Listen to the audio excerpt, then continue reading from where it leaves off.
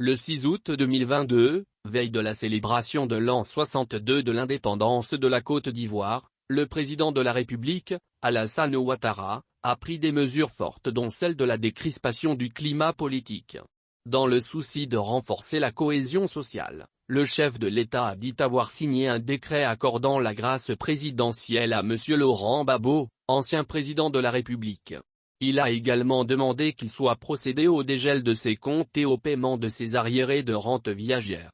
Selon des informations pour l'heure non officielles, nous apprenons que le numéro 1 ivoirien a tenu parole en débloquant le compte ivoirien de son prédécesseur.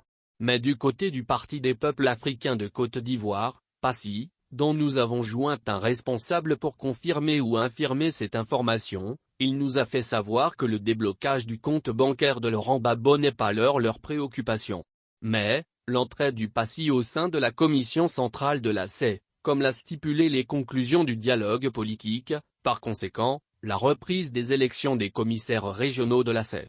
Nul doute que le Conseil des ministres de ce mercredi 28 septembre 2022 évoquera la question du compte bancaire ivoirien de l'ancien président ivoirien, 2000-2011.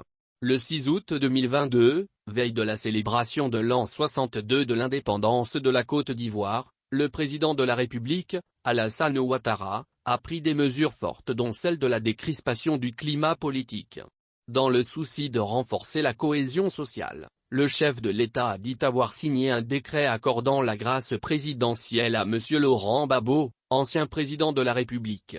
Il a également demandé qu'il soit procédé au dégel de ses comptes et au paiement de ses arriérés de rente viagère.